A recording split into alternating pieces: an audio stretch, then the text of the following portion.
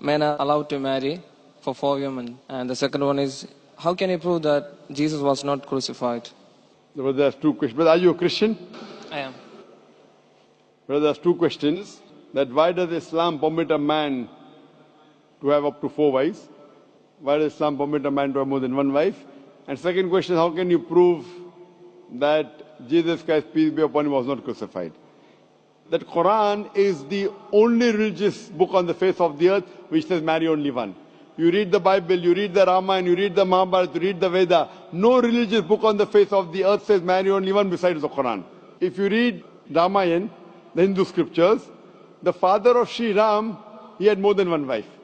If you read Mahabharata, Sri Krishna, how many wives he had? 4, 10, 1,000, 10,000. He had 16,108 wives. So if Sri Krishna can have 16,108 wives, so why can't Muslims have maximum up to 4? If you read the Old Testament, it says that Solomon, peace be upon him, had 700 wives. Abraham, peace be upon him, had 3 wives.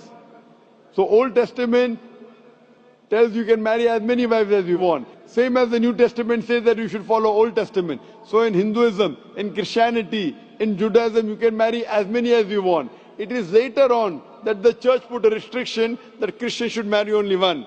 It is later on Rabbi Benjamin Yehuda passed a synod and say that Jews should marry only one.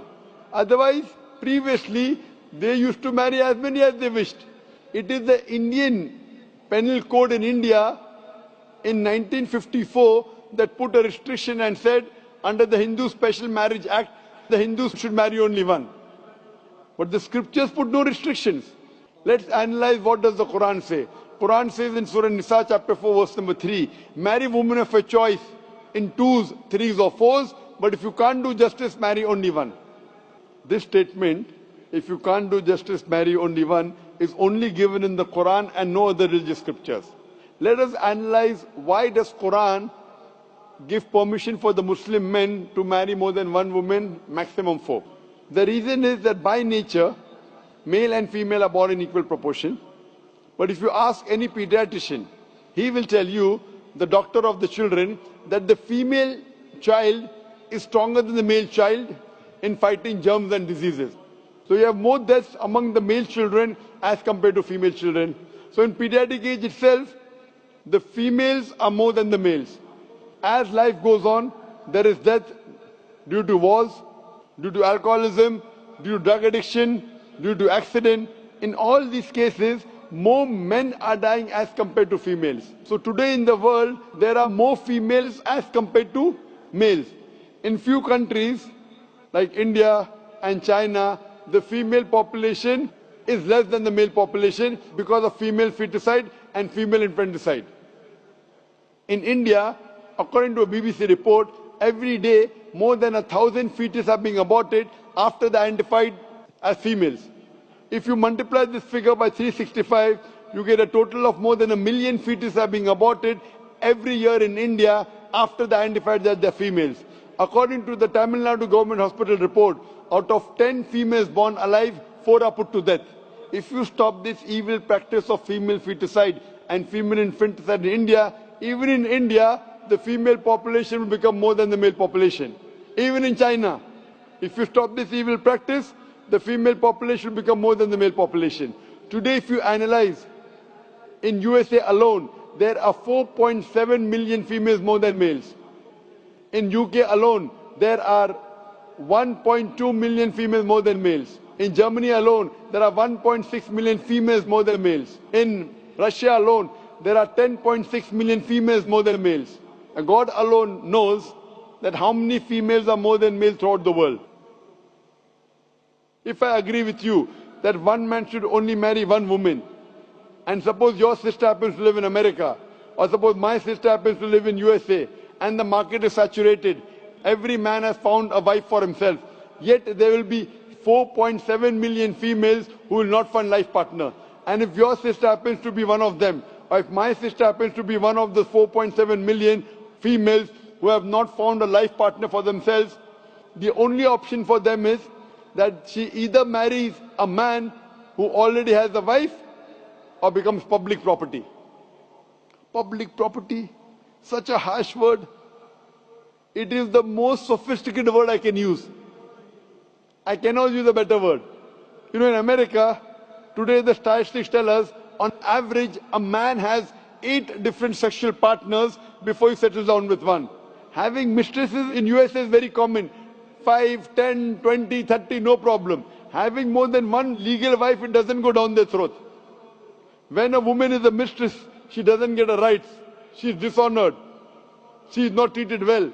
In Islam, when a woman becomes the second wife, she gets her honor, she gets her right, she's treated well. Any modest woman, if you ask her, that would you prefer being a second wife of a man who is already married or become public property, they would opt for the first. So Islam has given permission for some men to have more than one wife to protect the modesty of the woman. Coming to your second question. Is it allowed for ladies to marry 4 men? Brother, you're asking counter question, the time is limited. You asked 2 questions, now you're asking a 3rd question. Are you convinced with the first answer? I'm convinced with the first one. MashaAllah, so you're convinced, okay. The brother asked that, is a woman allowed to have more than one husband? If you do that, this problem will be exaggerated more. I mean in Muslims, in Muslims. As it is, women are more than men. If women marry more than one husband, the problem will be exaggerated. Point number 1. Point number 2, if a man has more than one wife and if the child is born, you can easily identify who is the father, who is the mother. If a woman has more than one husband and if the child is born, The DNA is still allowed. brother, let me finish the answer, na? You asked the question, was I interfering? Was I interrupting? Yes or no? No. No. So why are you interrupting? After I finish, you can ask, na? I'm a medical doctor. Are you a medical doctor? No. I'm a medical doctor. I know about DNA testing. I'll come to it. Once, if a woman has more than one husband, 2 husbands, and if a child is born, and if he goes to admit in the school, and if the question, who's your father, she'll have to give 2 names. You're talking about DNA testing. I know about it.